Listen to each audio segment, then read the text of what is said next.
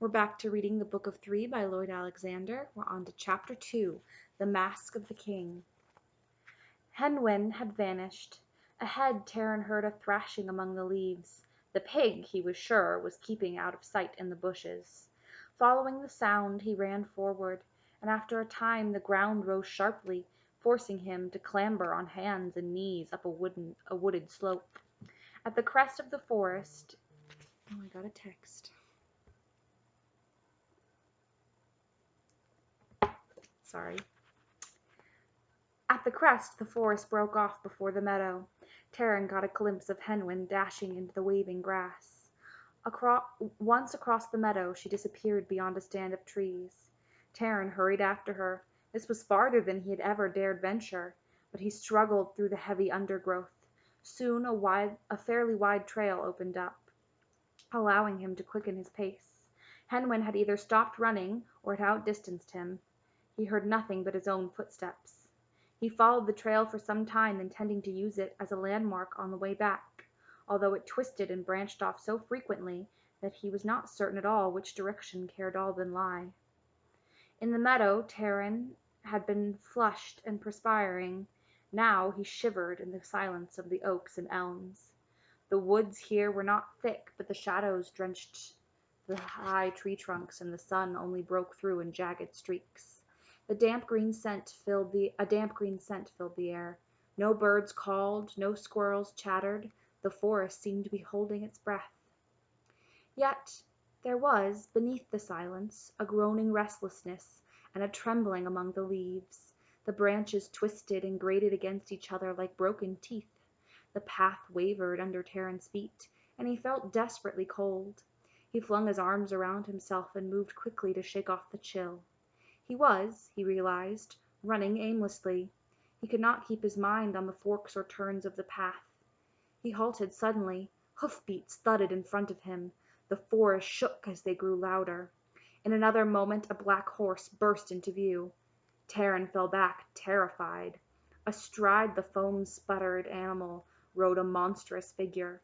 A crimson cloak flamed around his naked shoulders. Crimson stained his gigantic arms. Horror-stricken, Taran saw, not the head of a man, but the antlers of a stag. The horned king! Taran flung himself against an oak to escape the flying hoofs and the heaving, glistening flanks. Horse and rider swept by. The mask was of a human skull. From it the great antlers rose in cruel curves. The horned king's eyes blazed behind the gaping sockets of white bone. Many horsemen galloped in his train. The horned king uttered a long cry of a wild beast, and his riders took up as they streamed after him. One of them, an ugly, grinning warrior, caught sight of Taran. He turned his mount and drew his sword. Taran sprang from the tree and plunged into the underbush. The blade followed, hissing like adder. Taran felt a sting across his back, and he ran blindly while saplings whipped his face and hidden rocks jutted out to pitch him forward and stab at his knees. Where the woods thinned, Taran clattered along a dry stream bed until, exhausted, he stumbled and held his hands out against the whirling ground. The sun had already dipped westward when Taran opened his eyes. He was lying on a stretch of turf, with a cloak thrown over him. One shoulder smarted painfully, and a man knelt beside him. Nearby a white horse cropped the grass. Still dazed, fearful the riders had overtaken him, Taran started up, and the man held out a flask. "Drink," he said. "Your strength will return in a moment." The stranger had shaggy gray-streaked hair, like a wolf, and his eyes were deep-set and flecked with green. Sun and wind had leathered his broad face, burnt it dark and grained it with fine lines. His cloak was coarse and travel-stained. A wide belt with an intricately wrought buckle circled his waist. "Drink," the stranger said again, while Taran took the flask dubiously. "You look as though I were trying to poison you," he smiled. "It is not thus that Gwydion, son of Dawn, deals with a wounded." "Gwydion!" Taran choked on the liquid and stumbled to his feet. "You are not Gwydion!" he cried. "I know of him. He is a great war leader, a hero. He is not." His eyes fell on the long sword at the stranger's belt. The gold pommel was smooth and rounded, its color deliberately muted. Ash leaves of pale gold entwined at the hilt, and a pattern of leaves covered the scabbard. It was truly the weapon of a prince. Taran dropped to one knee and bowed his head. "Lord Gwydion," he said, "I did not intend insolence." As Gwydion helped him rise, Taran still stared in disbelief at the simple attire he wore, his lined face. From all that Dallben had told him of this glorious hero, from all he had pictured to himself, Taran bit his lips. Gwydion caught Taran's look of disappointment. "It is not the trappings that make a prince," he said gently, "nor indeed the sword that makes a warrior. Come," he ordered, "tell me your name and what happened to you. And do not ask me to believe you got a sword wound picking gooseberries or poaching hares." "I saw the Horned King!" Taran burst out. "His men ride through the forest. One of them tried to kill me. I saw the Horned King himself. It was horrible, worse than Dallben told me." Gwydion's eyes narrowed. "Who are you?" he demanded. "Who are you to speak of Dallben?" "I am Taran of Caer Dallben," Taran answered, trying to appear bold, but succeeding only in turning paler than a mushroom. "Of Caer Dallben?" Gwydion paused an instant and gave Taran a strange glance. "What are you doing so far from there? Does Dallben know you're in the forest? Is Cole with you?" Taran's jaw dropped, and he looked so thunderstruck that Gwydion threw back his head and burst into laughter. "You need not be so surprised," Gwydion said. "I know Cole and Dallben well. They are too wise to let you wander here alone. Have you run off, then? I warn you, Dallben is not one to be disobeyed." "It was Henwen," Taran protested. "I should have known I couldn't hold on to her. Now she's gone, and it's my fault. I'm assistant pig keeper." "Gone?" Gwydion's face tightened. "Where? What has happened to her?" "I don't know," Taran cried. "She's somewhere in the forest." And as he poured out an account of this morning's events, Gwydion listened intently. "I had not foreseen this," Gwydion murmured, when Taran had finished. "My mission fails if she is not found quickly." He turned abruptly to Taran. "Yes," he said, "I too seek Henwen." "You?" Taran cried. "You came this far?" "I need information she alone possesses," Gwydion said quickly. "I have journeyed a month from Caer Dalth to find it. I have been followed, spied on, hunted, and now," he added with a bitter laugh, "she has run off. Very well, she will be found. I must discover all she knows of the Horned King. I fear he himself searches for her even now. It must be so," he continued. "Henwen sensed him near Caer Dallben and has fled in terror." "Then we should stop him," Taran declared. "Attack him, strike him down. Give me a sword and I will stand with you." "Gently, gently," chided Gwydion. "I do not say my life is worth more than another man's, but I prize it highly. Do you think that a lone warrior and one assistant pig keeper dare attack the Horned King and his war band?" Taran drew himself up. "I would not fear him." "No?" said Gwydion. "Then you are a fool. He is a man most dreaded in all Prydain. Will you hear something I have learned during my journey, something even Caer Dallben may not realize?" Gwydion knelt on the turf. "Do you know the craft of weaving? Thread by thread, the pattern forms." And as he spoke he plucked at long blades of grass and knotted them into a mesh. "That is cleverly done," said Taran, watching Gwydion rapidly move his fingers. "May I look at it?"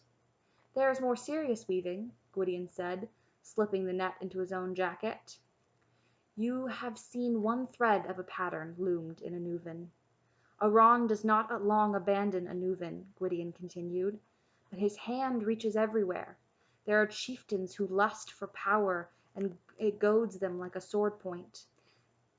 To certain of them Aran promises wealth and dominion, playing on their greed as a bard plays on a harp. Aran's corruption burns in every human feeling from their hearts, and they become his liegemen, serving him beyond the borders of a Nuven, bound to him forever." "And the Horned King?" Gwydion nodded. "Yes, I know beyond question that he has sworn allegiance to Aran. He is Aran's avowed champion. Once again the power of a Nuven threatens Prydain." Taran could only stare, speechlessly. Gwydion turned to him. "When the time is ripe, the Horned King and I will meet. and one of us will die, that is my oath. But his purpose is dark and unknown, and I must learn it from Henwin." "She can't be far," Taryn cried. "I'll show you where she disappeared. I think I can find the place. It was just before the Horned King." Gwydion gave him a hard smile. "Do you have the eyes of an owl to find a trail at nightfall? We sleep here, and I shall be off at first light.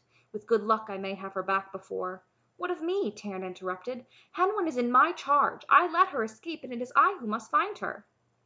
"The task counts more than the one who does it," said Gwydion.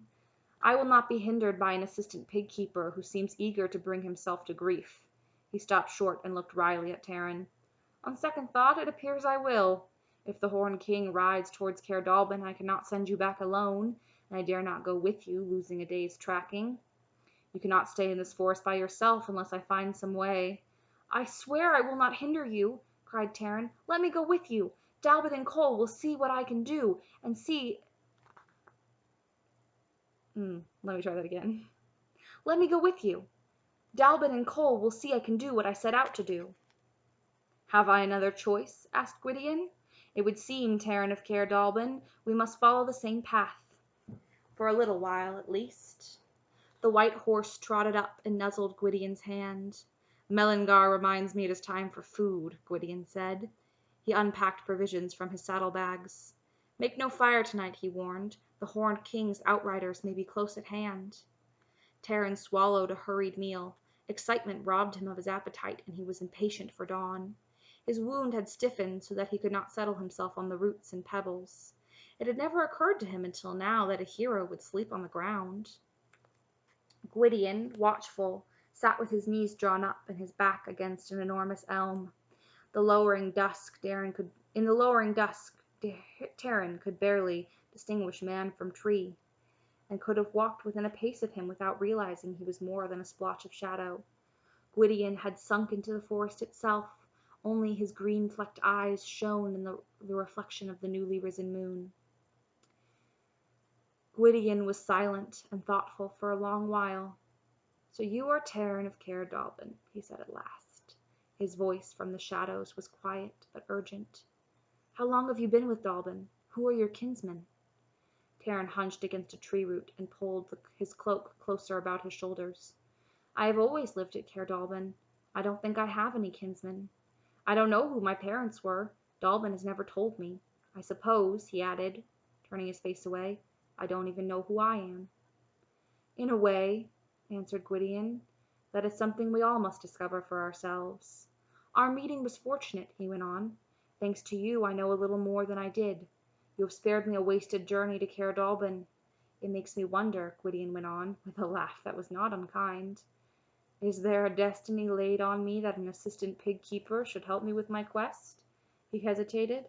"Or," he mused, "perhaps it is the other way around." "What do you mean?" said Taryn. "I'm not sure," said Gwydion. "It makes no difference. Sleep now, for we rise early tomorrow." And that is the end of chapter 2. In the next chapter, entitled Gurgi, we will meet Gurgi. You haven't met him yet, so you don't know how great he is, but he is the funniest character. And I used to just repeat things that Gurgi said over and over to annoy my siblings. And so Gurgi has a fond place in my heart. I can't wait to introduce you to him. I'll see you next time. Until then, I hope you enjoy the story. Stay happy and stay safe. Goodbye.